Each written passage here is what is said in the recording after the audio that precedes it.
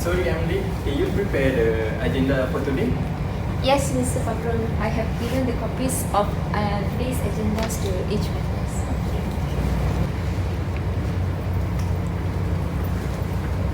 Now we welcome our new president, Mr. Azrai. Welcome to our company. This is our secretary, Miss Vishalini. Nice to meet you, Shalini. Glad to work with you.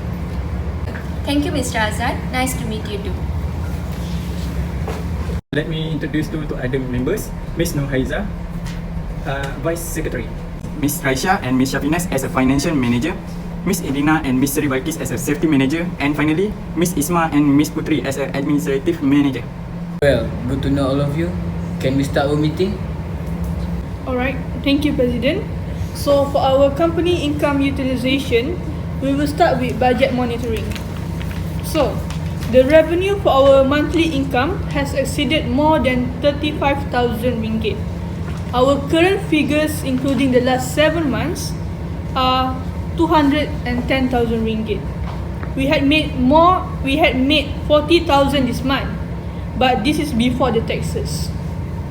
Our budget for expenses such as fuel for our delivery motorcycle and lorries are adequate.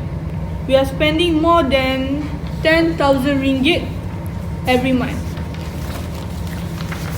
3,000 for motorcycle fuel and 7,000 for lorry fuel.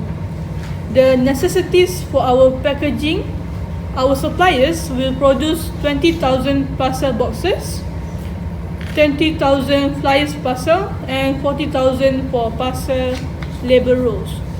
That is enough to last for a month. That's all for our budget monitoring. Is there any questions, sir? Then we are continuing with our reporting section. So for our human resources request, they requested to hire new people and it is granted. We can create job vacancy up to 20 riders and couriers per year.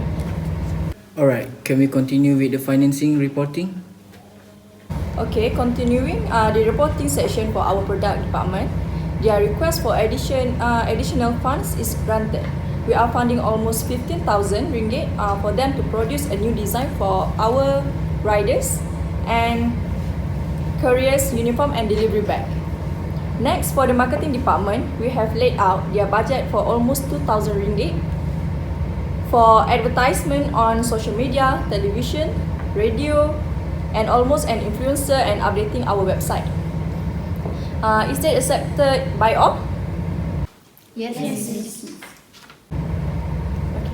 Alright, then for the last section, underspend or delays, it's disappointing to say that last month we have lost almost 4,000 ringgit because our advertisement wasn't received by a lot of people. Our advertisement was not creative enough to attract the customer. Also, our delivery got delayed last month because of the floods, so we lost almost 8,000 ringgit worth of parcel. So that would be a total of 12,000 ringgit loss. There is a complaint from the human resources department that riders are underpaid. So we were thinking that we can up their wage to 1,000 and 1,500 ringgit. That's all from us. I hope you can agree to our terms. Thank you, Ms. Shaf and Rai. I hope a change will be made in the near future. Next, I want to call Ms. Edina and Ms. Balkis to continue our agenda. For today's agenda, we will be going to discuss our investigation report on injured and ill workers. According to the report, many couriers would develop lower back pain due to lifting and carrying parcels, including the weight of parcels, and from long driving hours. Many couriers that have this problem will take sick leave from work to take an amount of time off to recover from the pain. Injuries also can happen from minor accidents such as getting injured resulting from slips and trips while performing the delivery.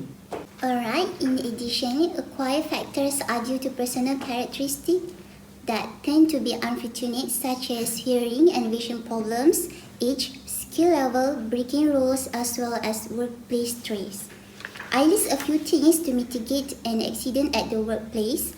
The first thing is we should conduct pre-placement physicals.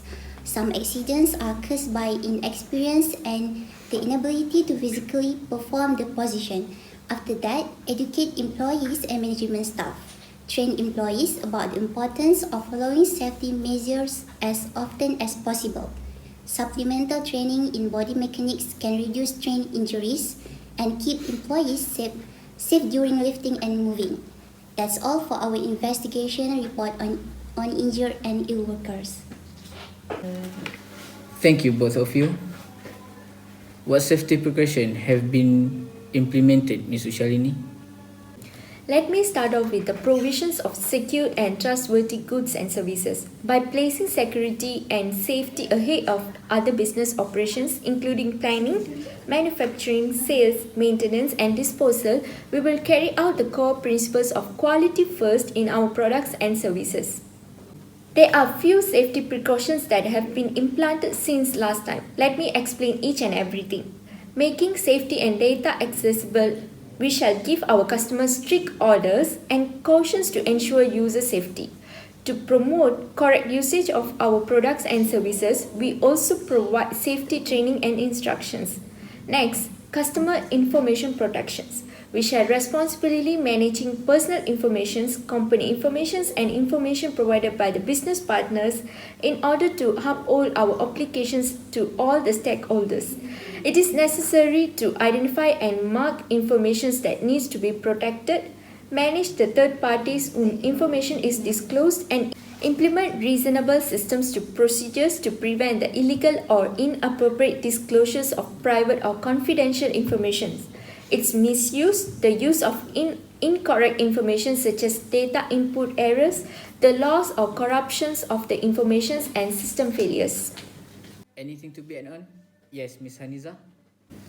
Firstly, following standards, laws and regulations, we strictly observe with all laws, rules and regulations that are relevant to their quality and safety. And the next, good faith response to requests for information and service customers and consumers' demands, and questions will receive a sincere response from us.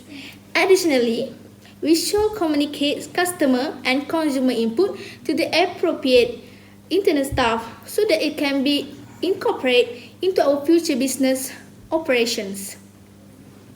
Thank you, both of you. Let us continue with compliance.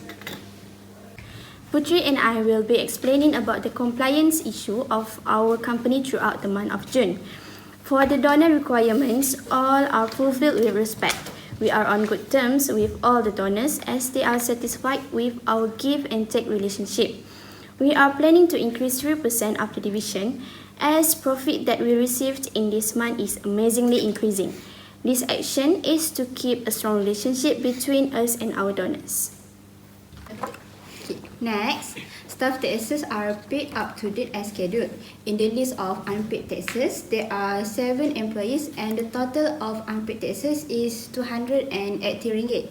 A warning letter has been delivered to them and they have 2 weeks to pay, or they have to pay 10% of the taxes for the interest.